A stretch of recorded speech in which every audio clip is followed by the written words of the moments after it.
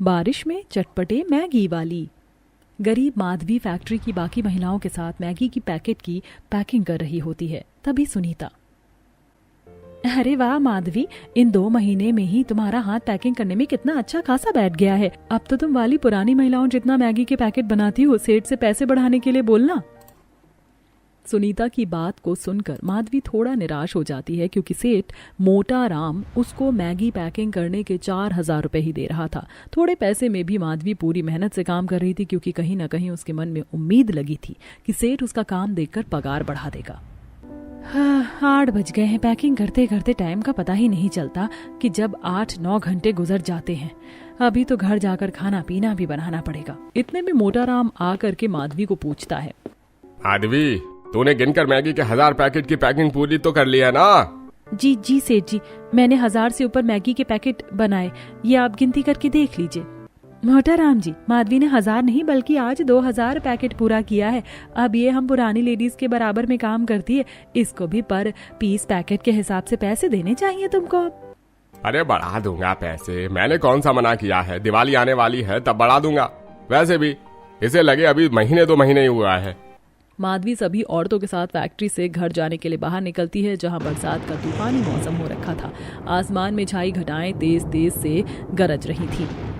कितना भयंकर बारिश का मौसम बन रखा है माधवी, तुम कैसे घर जाओगी? तुम्हारे पास तो छाता भी नहीं है और तुम्हारा घर फैक्ट्री से सबसे दूर है। अभी तो बारिश शुरू नहीं हुई है, मैं चली जाऊंगी। माधवी जल्दी जल्दी चलते हुए घर की तरफ बढ़ने लगती है। तभी तगड़ा आंधी तूफान उठने के साथ बड़ी जोरों की बरसात होने लगती है, जिससे शोभा को चिंता सताने लगती है। हे भगवान, कितनी तेज तेज की घटाएं चमक रही हैं। बेचारी माधवी बहू बारिश में भीग गई होगी।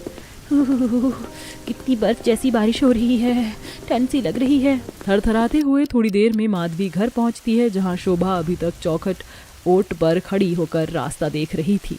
भगवान का लाख लाख शुक्र है बहू तू आ गई। एक तो इतना खराब बारिश का मौसम है, मुझे तेरी बड़ी चिंता लग रही थी। माँ जी मैं ठीक हूँ, बारिश तेज थी ही थोड़ा सा भीग गई हूँ। बहू तू एकदम तर गीली हो रखी है। 2 महीने की तनख्वाह उठाकर घर में खर्च कर दिया, पर अपने लिए एक छाता नहीं खरीदा। तूने बरसात का मौसम है, तुझको रोज बाहर काम पर आना जाना करना है।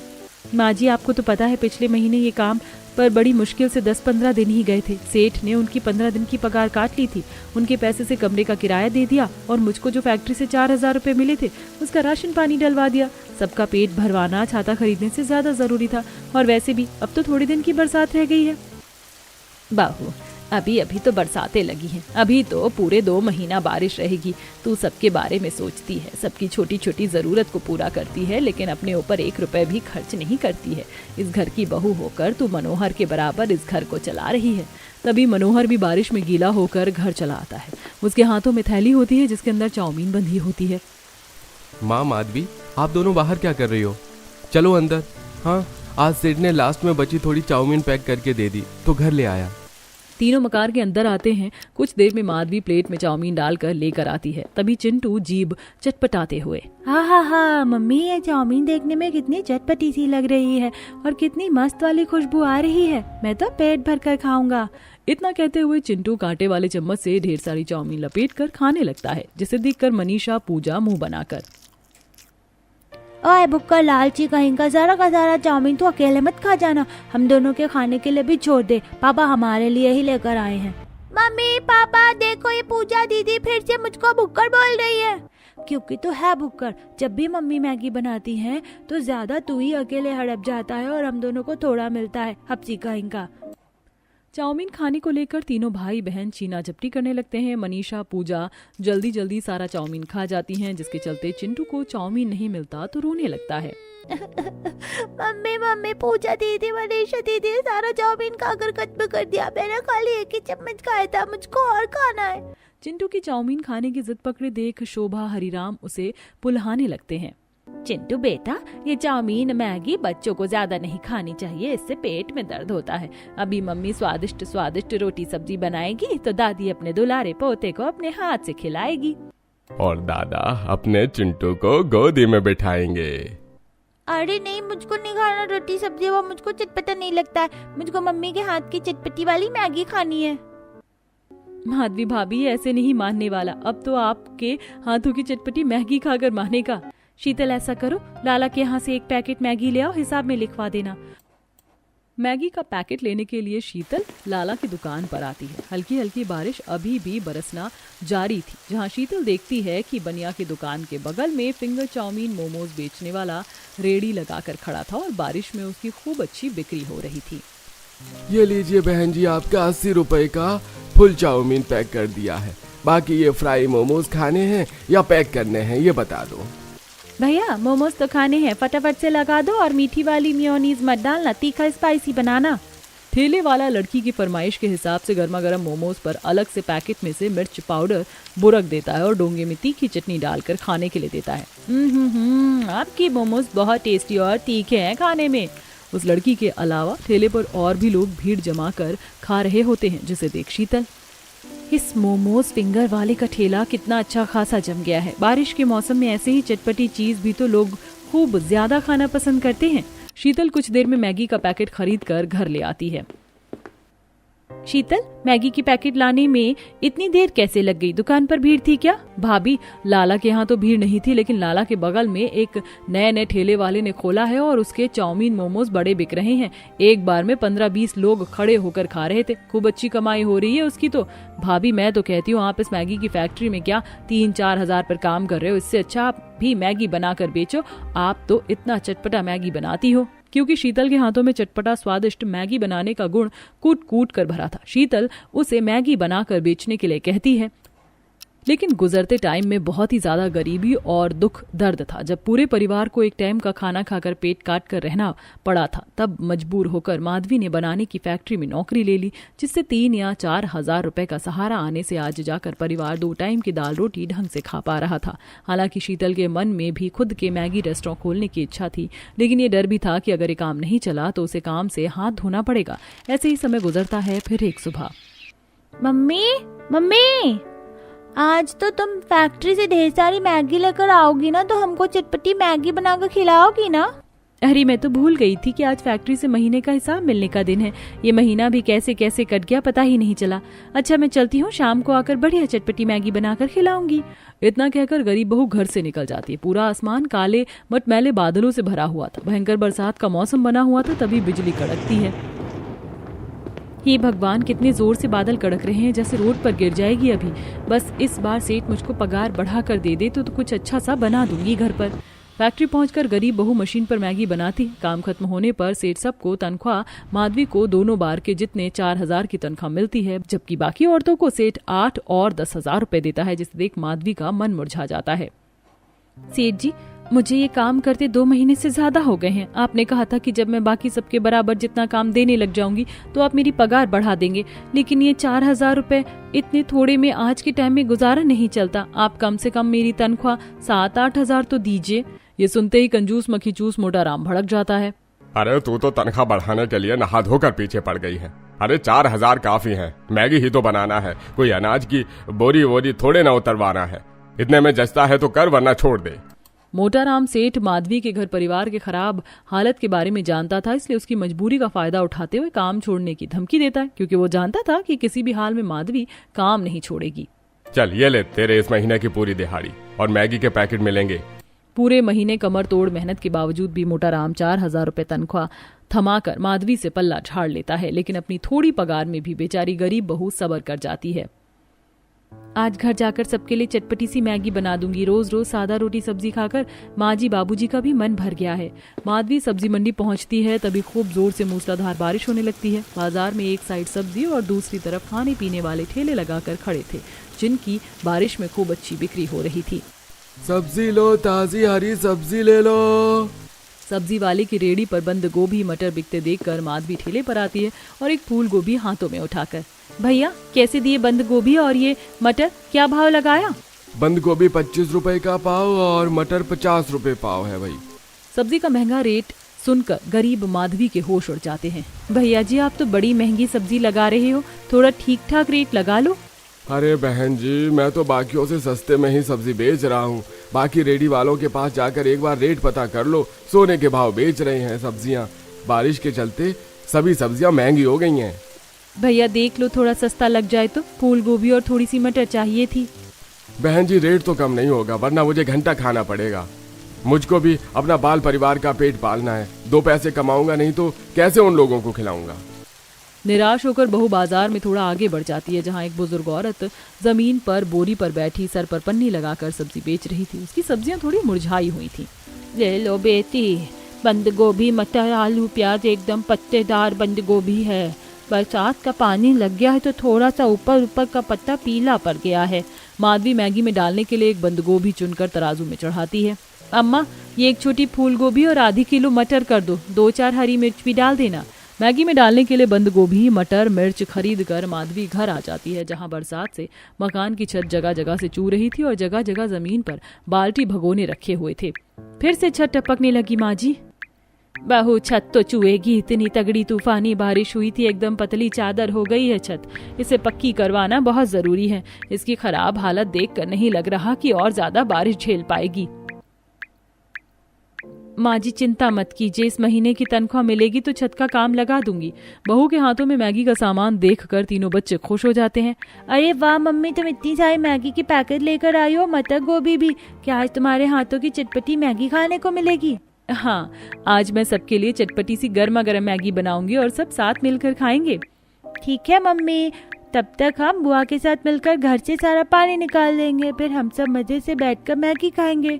माधवी 2-4 पैकेट मैगी उबालने के लिए चढ़ाकर बारीक बारीक सब्जियां काटने लगती है और पतला पतला प्याज काटकर चूल्हे पर कढ़ाई गर्म करने को चढ़ाती है और तेल गर्म होने के लिए डालती है। इसके बाद कटी हुई हरी मिर्च, प्याज डालकर उसे खूब अच्छे से धीमी आंच पर भूनती है और तीनों बच्चे मैगी खाने के लिए बेकरार बेसब्र हुए जा रहे थे। मम्मी मैगी बन गई क्या? जल्दी जल्दी से बना दो। बिटिया, ज्यादा तेज आंच पर मैगी बनाऊंगी तो मैगी जल जाएगी और स्वाद खराब हो जाएगा। ठीक है मम्मी, आराम से बना लो, लेकिन चटपटी और तीखी तीखी मैगी बनाना बिल्कुल। मैं तो सूपी मैगी खाऊंगी। मम्मी मैं भी सूपी वाली मैगी खाऊंगा। हाँ, तुम दोनों भाई बहन सूपी मैगी खाओगे? मम्मी जी, पापा जी, आप दोनों कैसी मैगी खाएंगे, पानी वाला या सूखा? तभी ससुर जीभ चटपटाते हुए, बहू मुझको तो सूखी मैगी निकाल कर दे देना, मुझको तो वही पसंद है। बहू सबकी फरमाइश का अलग अलग चटपटा मैगी बनाकर गर्मा गर्म खाने को परोसती है। मैगी में से बहुत ही दमदार चटपटी खुशबू सबकी नाक में पड़ती है। ओ बेटे, मौज को दी कितनी यम्मी टेस्टी टेस्टी मस्त वाली खुशबू आ रही है मैगी में से। आज तो मैं जमकर चटपटी मैगी खाऊंगा। चिंटू, चल तीनों रेस लगाकर अपनी अपनी मैगी खाते हैं। जो जितनी मैगी जल्दी खत्म करेगा दूसरा अपने मैगी में से उसको खिलाएगा। चलो खाते हैं। तीनों बच्चे सुड़-सुड़ करके मैगी अपनी अपनी मैगी में से खाने लगते हैं। वहीं सास ससुर भी बहू के हाथों की चटपटी मैगी चख कर भर भर के तारीफ करते हैं। सच में बहू, तेरे हाथों की चटपटी मैगी का जवाब नहीं। जो एक बार खा ले स्वाद उसके मुंह से नहीं छूटेगा। सच में बहू, तू पता नहीं मैगी कैसे उबाल कर बनाती है कि तेरा बनाया वो मैगी बिल्कुल भी चिपकता नहीं है, एकदम चावल की तरह छोटे छोटे बनते हैं। मैं और शीतल जब भी मैगी बनाते हैं तो गीले गीले चिपके बनते हैं। माधवी भाभी, अपनी चटपटी मैगी बनाने की रेसिपी मुझे भी सिखा दो। आपके बदले में मैं ही मैगी का स्टॉल लगा लूंगी। मैगी को बस 2-4 मिनट ही गर्म पानी में डालना होता है ताकि मैदे का कच्चापन निकल जाए और मैगी बनाते वक्त तेल मसाले के साथ अच्छे से मिक्स हो जाए। तब मैगी एकदम चटपटा और खिला खिला बनता है। तो ये है आपकी चटपटी टेस्टी मैगी का राज। भाभी हमने तो मैगी खा लिया, अब आप भी जल्दी से खा लो, नहीं तो ठंडी हो जाएगी। माधवी दरवाजे की तरफ देखती हुई बोलती है। शीतल, तुम्हारे भैया आ जाए फिर हम दोनों साथ में खा लेंगे। तभी दोनों हाथ पर बैंडेज पट्टी लगे कुछ लोग मनोहर को मकान के अंदर छोड़ जाते हैं, जो कि उसके साथ रेस्टोरेंट में काम करने वाले थे। मनोहर की ऐसी हालत सबकी आंखें नम हो जाती हैं। मनोहर बेटा, ये तेरे दोनों हाथों पर बैंडेज क्यों बंधा है? कहाँ से चोट लगवा ली तूने इतनी? माँ, रेस्टोरेंट में आज बारिश के चक्कर में काफी भीड़ थी। कढ़ाई में चाउमीन बना रहा था, तभी एकदम से कढ़ाई फिसल गई और गरम तेल दोनों हाथों पर गिर गया। मनोहर के साथ घटे हादसे में उसके दोनों हाथ इतनी बुरी तरह से जल चुके थे कि उसकी हिम्मत टूट चुकी थी और वो फूट फूट कर रो पड़ता है। मेरे दोनों हाथ जल गए। मेरे दोनों हाथ जलाकर तूने मेरे परिवार के पेट पर लात मारी है ऊपर वाले। अब कौन कमा कर खिलाएगा मेरे परिवार को? मनोहर का चिंता करना जायज था, क्योंकि गरीबी में उसके परिवार का गुजारा रोज के कमाने खाने पर ही निर्भर था। मनोहर की हालत देखकर सबकी हिम्मत टूट गई कि अब परिवार कैसे जिएगा, पर गरीब बहू ने हिम्मत नहीं हारी। अजी तुम घर के खर्चों की चिंता क्यों कर रहे हो? भगवान की दया से थोड़ा ही सही, लेकिन मैं भी तो 2 पैसे कमा रही हूँ, घर का चूल्हा जलता रहेगा। उसके दिलासा देने से सबकी चिंता तो हल्की हो गई, लेकिन उसके मन में उथल पुथल सी छाई हुई थी, क्योंकि आज के महंगाई भरे जमाने में 4,000 रुपए में वो पूरा महीना 2 टाइम खाने को तो दूर, एक वक्त के भर पेट खाना भी कठिन था। बारिश में अगले दिन काम पर आकर वह सेठ से पैसे बढ़ाने को बोलती है। अरे ये क्या, हर दूसरे दिन का लोचा लगा रखा है तूने पगार बढ़ाने की। अरे मैगी की छोटी सी फैक्ट्री है मेरी, इतना कोई लाखों करोड़ों का मुनाफा नहीं कमा रहा जो हर महीने पैसे बढ़ा दूं। जब देखो चिक चिक चिक चिक। अरे चिक चिक करके माथा खराब कर रखा है। आज शाम को अपना हिसाब करवा लेना और कल से आने की जरूरत नहीं है। पहले से ही घर के खराब हालातों को झेल रही माधवी का काम भी छूट जाता है। 15 दिन का हिसाब लेकर वो संकोच भरे मन से घर की तरफ बढ़ती जा रही थी। समझ में नहीं आ रहा इस 2,000 रुपए में क्या करूं। कमरे का किराया देना है, घर में राशन डलवाना है, कैसे खर्च करूं? तभी माधवी सब्जी लेने बाजार आती है, जहां चाउमीन वाले के ठेले पर जमकर भीड़ लगी देखकर। ये लो भाई साहब, आपका फुल प्लेट पनीर चाउमीन और ये आपका हाफ प्लेट वेज चाउमीन। अरे भाई साहब, मैंने कितनी देर पहले का पनीर चाउमीन लगाने को बोला था, अभी तक तो दिया नहीं आपने। अरे दे रहा हूँ भैया, दे रहा हूँ, देख नहीं रहे इतनी ज्यादा भीड़ हो रही है। चाउमीन वाला पिछले दिन की बची बासी चाउमीन कढ़ाई में डालता है और उलट पुलट करके ग्राहक को खाने के लिए परोस देता है। ग्राहकों को ध्यान खाने पर जमा था, इसीलिए कोई चीज पर ध्यान नहीं देता, मगर माधवी देख लेती है। ये चाउमीन वाला तो बड़ा घपलेबाज है, ताजा चाउमीन के पैसे काटकर ग्राहकों को बासी खिला रहा है। तभी जैसे ही ग्राहक टेस्ट करता है तो मुंह सिकोड़ लेता है। अरे भाई ये कैसी खराब थी, चाउमीन खाने को दी है, एकदम खट्टी खट्टी लग रही है। बासी चाउमीन ताजा करके बेचने का भेद खुलते देख चाउमीन वाला चिकनी चुपड़ी बातें करता है। अरे कुछ नहीं भैया जी, लगता है शायद से आज चाउमीन में सिरका ज्यादा डल गया है, इसलिए खट्टा खट्टा लग रहा है स्वाद। अरे मैं तो एकदम ताजा ताजा चाउमीन बेचता हूँ। तभी माधवी ठेले पर खड़े ग्राहकों के आगे ठेले वाले का कच्चा चिट्ठा खोल देती है। 1 नंबर का बेईमान है ये रेडी वाला, आप लोग ये मत खाइए क्योंकि ये बासी है। सारे ग्राहक आग बबूला होकर ठेले वाले को पैसे नहीं देते और खूब सुनाते हैं। वहीं माधवी अब मैगी बनाकर बेचने का मन बनाती है, ताकि ग्राहकों को उसकी बनाई ताजी चटपटी मैगी खाने को मिले और बदले में उसकी भी थोड़ी बिक्री हो सके। फैक्ट्री से मिले पैसे से वो ढेर सारी पत्ता गोभी, मटर, हरी मिर्च और खूब सारी मैगी के पैकेट लेकर घर आती है, जिसे देखकर शोभा पूछती है, बहू तो इतनी सारी मैगी के पैकेट और कच्ची सब्जियां किस लिए खरीद कर लाई है? माधवी शोभा को काम छूट जाने से लेकर बाजार में घटी बात बताती है। सभी को उसका मैगी बनाकर बेचने का विचार खूब पसंद आता है। बहू तू देखना, 2 दिन नहीं लगेगा तेरे मैगी के ठेले को चल पड़ने में। जब लोग तेरी बनाई हुई चटपटी मैगी का स्वाद चखेंगे तो बार बार खाने के लिए आएंगे। शोभा के प्रशंसा करने पर माधवी को प्रेरणा मिलती है और अगले दिन से वह बाजार में खाली जगह देखकर अपनी चटपटी मैगी की रेडी लगा लेती है। सुहानी बरसात के मौसम के चलते बाजार में खूब चहल पहल छाई थी। आइए आइए, चटपटी तीखी गर्मा गर्म मैगी खाइए, 20 रुपए में हाफ प्लेट, 40 रुपए में फुल प्लेट। तभी बगल के ठेले पर गोलगप्पे खा रहे पति पत्नी के नाक में मैगी की खुशबू पड़ती है। हाँ, कार्तिक कितनी मस्त वाली मैगी की खुशबू आ रही है, मेरे मुंह में तो पानी आ रहा, चलो खाते हैं। वाकई खुशबू तो दमदार आ रही है, बाकी खाकर देखते हैं। दोनों गर्मा गर्म मैगी की खुशबू से खींचे चले आते हैं जहां गरीब बहू बरसात में आशा लगाकर खड़ी थी। बहन जी जल्दी से फुल प्लेट चटपटी मैगी लगा देना। और जरा मिर्च ज्यादा डालना, मुझे स्पाइसी मैगी पसंद है। जी बिल्कुल। माधवी झटपट से मैगी में मिर्च, मसाले, पत्ता गोभी, मटर डालकर अच्छे से पकाती है और प्लेट में परोसती है। वाओ, कितनी बढ़िया चटपटी मैगी बनाई है तुमने। ऐसी बारिश के मौसम में इतनी मस्त मैगी खाने का तो मजा है। तभी झमाझम बारिश शुरू हो जाती है, जिससे गरीब मैगी वाले की दमदार मैगी की खुशबू बाजार में घुल जाती है और देखते देखते बड़ी भीड़ खाने के लिए आ जाती है। तभी एक औरत छाता लेके अपनी बेटी के साथ बाजार से जा रही होती है। मम्मा देखो, मुझको चटपटी मैगी खिला दो ना प्लीज। बेटा, ये ठेले वाले की कच्चे मैदी की मैगी बनाते हैं, इससे पेट दर्द हो जाएगा। घर चलकर मैं बना दूंगी अच्छे से। नहीं, मुझको मैगी वाली आंटी की मैगी खानी है। अच्छा चलो ठीक है, ठेले पर आते हैं। सुनो मैगी वाली, जरा एक हाफ प्लेट मैगी बनाना। माधवी प्लेट में हाफ प्लेट मैगी डालकर दे देती है, जिसमें पत्ता गोभी, मटर, हरी मिर्च डली हुई थी। ये लीजिए हाफ प्लेट मैगी। अरे वाह, तुमने तो बहुत बढ़िया अच्छे तरीके से सब्जी डालकर स्वादिष्ट मैगी बनाई है। 1 चम्मच और लगा कर देना, मेरा भी चखने का दिल कर रहा है। माधवी मुस्कुराते हुए प्लेट में एक और चम्मच लगा कर देती। दोनों जैसे चटपटी मैगी चखते हैं तो भर भर के तारीफ करते हैं। आंटी, आपने तो टेस्टी टेस्टी बेस्ट मैगी बनाई है। ऐसी मैगी तो मेरी मम्मी भी नहीं बना पाती। शुक्रिया बेटा।